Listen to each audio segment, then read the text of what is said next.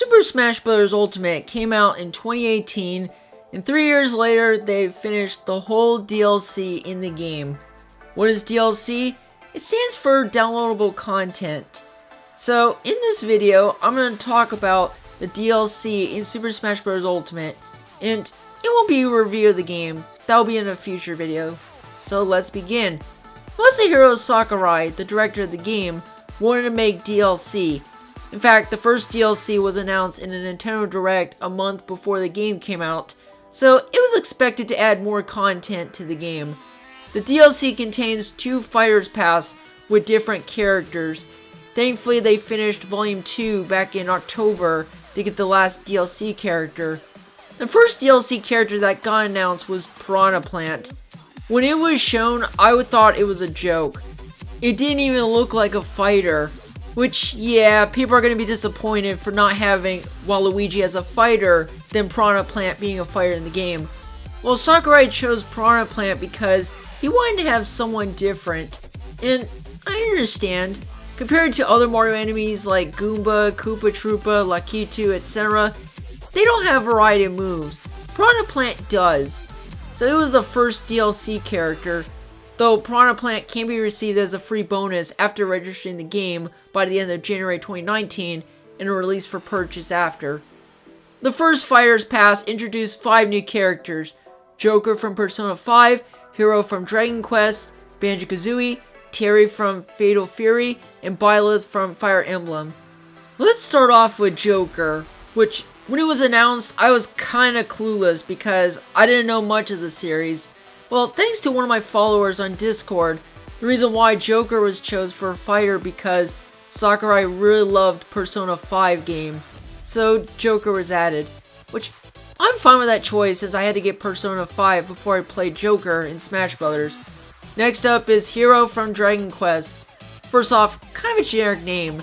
Second, there's different variants of hero protagonists in the Dragon Quest series. And third, this was a good pick because Dragon Quest is a popular game, only in Japan. Next is Banjo-Kazooie, which that was the character I wanted the most because they look like a fighter, which Banjo-Kazooie had a history with the series. It started with the first game on the Nintendo 64 published by Rare, then Rare decided to go with Microsoft, and thus the series is with them. However, years before Smash Bros. Ultimate started, Phil Spencer, the head of Microsoft, said he would love to have Banjo-Kazooie to be in Smash Bros., and they finally made it in. Next is Terry from Fatal Fury, which kind of a random choice. Fatal Fury was a game developed by SNK for the Neo Geo system back in the 90s, which they were fighting games back then, so Terry made it in. And for the 5th and last character from Volume 1 is Bilith. Yeah, Sakurai chose Bilith because Fire Emblem 3 Houses was the new game in the series that came out in 2019. Which, was that the way for Sakurai to pick Bilith? He did the same thing with Corrin in the 4th Smash Bros. Game. Thankfully, Bilith is the last new Fire Emblem character in Smash Bros. Now let's move on to Volume 2 Fighters Pass, where it introduced 6 new characters. Min from ARMS, Steve from Minecraft, Sephiroth from Final Fantasy, Pyra and/or Mythra from Xenoblade Chronicles, Kazuya from Tekken, and the final new character, Sora from Kingdom Hearts. Min from ARMS was the winner out of the ARMS characters, which I'm okay with a character that's obsessed with ramen noodles. I wanted a toss-up between her and Ninjara. Ninjara did look cool for a fighter, but after the people that worked on ARMS and Sakurai discussion, they picked Min. I mean, ARMS is a Nintendo game, so they needed a character and a stage in Smash Bros.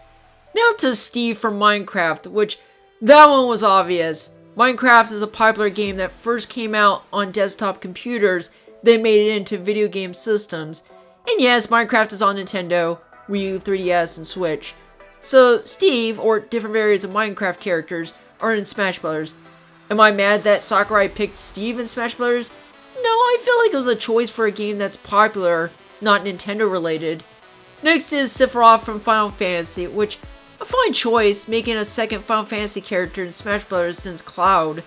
Sephiroth is an antagonist in the game, so at least he made it in. Next is Pyra and Mythra. both characters from Xenoblade Chronicles 2. Originally, Sakurai wanted Rex to be in Smash Bros. Ultimate, but couldn't due to technical barriers, so Pyra and Mithra are playable in the game.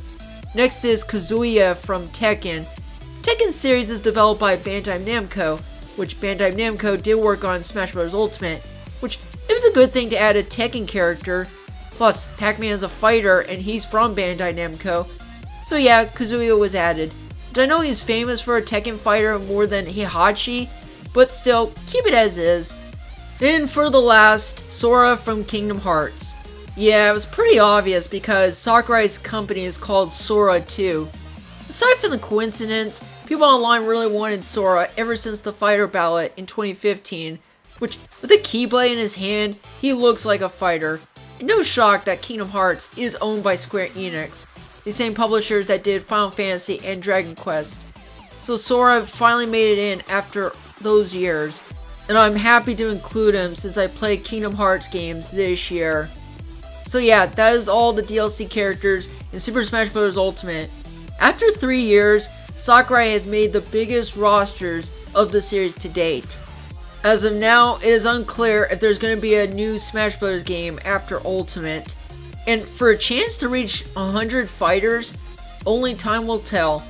I will do a video on characters that I really want in Smash Bros., but I gotta wait for the next game.